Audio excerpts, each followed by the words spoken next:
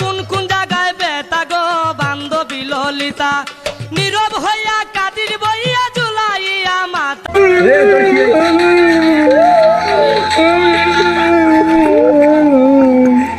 তোর কি হয়েছে